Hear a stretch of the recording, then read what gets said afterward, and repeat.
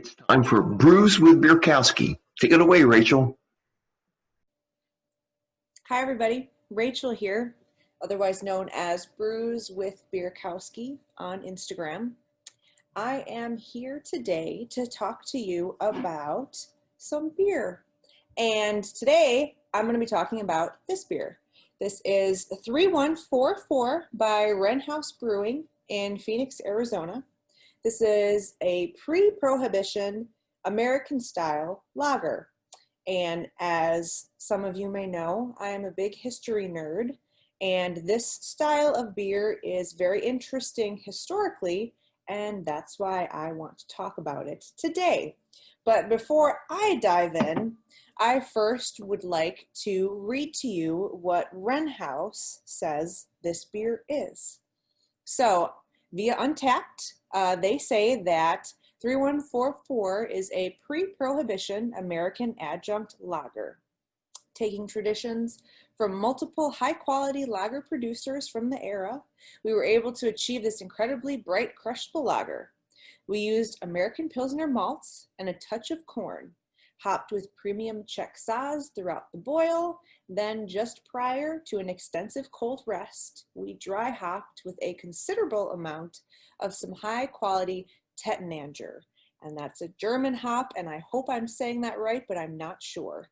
And they said that that particular German hop lends to the classic German hop aromas that we're all very familiar with.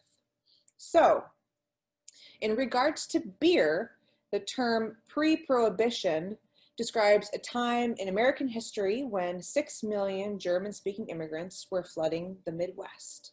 And this was approximately 1850 to 1900. We'll just note that Prohibition began in 1920, and that is when beer sales reached an all-time low. But we're not talking about Prohibition today, so we're going to backtrack and we're going to go 50 years prior to that. So, upon arriving to the United States, naturally, Germans brought their brewing traditions with them, particularly lager-style beers, which were the preferred style at that time in Germany, but were not a staple at that time on the United States beer scene. Rather, English and Scottish and Irish ales dominated the market. So, German brewers were bringing something completely new to the United States. It had never been brewed here before, and it had never really been tasted by American beer consumers. It is important to note here, especially for this beer that I'm going to be drinking in a few minutes, that upon arrival, German brewers had to immediately adapt to using American-grown ingredients, specifically barley. So, there are 2 species of barley that are used throughout brewing beer in the entire world. So there's 2-row barley and there is 6-row barley. The catch is that even though they are the same plant, they are physiologically different.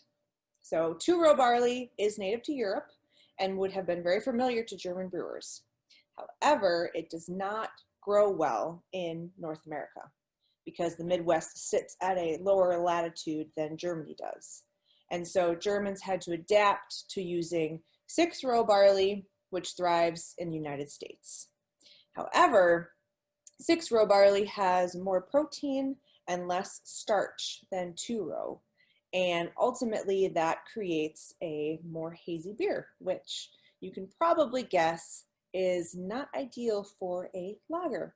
So, fortunately, through experimentation, brewers were able to figure out that adding other unmalted fermentable ingredients, either corn, which was used in this one, or rice, putting that into your mash creates a more clear finished product. So it cleared up the final beer. It also mellowed out the overall malt taste and created a very appealing, easy drinking beer. So this practice of using corn or rice in the mash is called using an adjunct. So that's a little bit of fun pub trivia for you. And also, I would like to note that this use of adjuncts in brewing beer is still very pervasive today with all of the large domestic American brewers, such as Bud Miller Coors. So you can take that with you and use it as you wish. So without further ado, now that we know a little bit about what this beer should be, let's crack it open and see what it's like.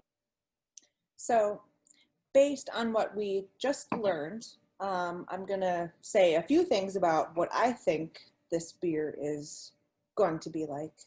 So because it has corn in it, an adjunct, it's going to probably have a light flavor, not super malty. The hops are probably going to give it a nice floral grassy aroma. We can see that it has a nice head on it, very carbonated, quite beautiful. The color is probably a straw to a light gold on the SRM scale, which is a beer color measuring scale. It stands for Standard Research Method. So let's have a sip.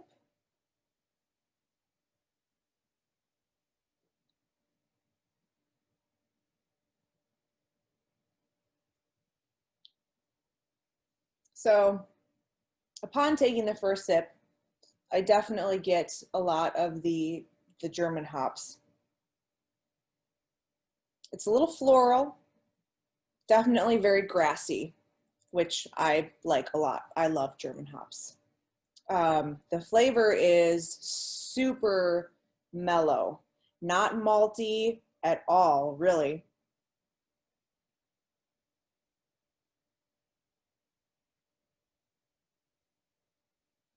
It finishes off really smooth. And at the very end, I get a little bit of that grassy hop flavor. So I've got that in both the aroma and the very end of the taste at the back of the mouth. The color I was curious about because I didn't know exactly how clear it was going to be. And I would say it's not certainly crystal clear like some lagers, but I think that is perfect for lending to the style. It probably wasn't crystal clear at that time when they were trying to figure this out. So I think this is a rock solid example of this style of beer. This is really awesome.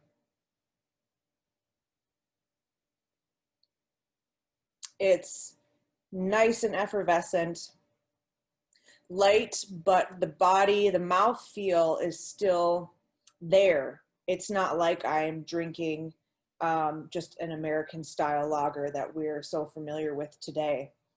It's definitely a few notches up from that. I'm very pleased. This is excellent.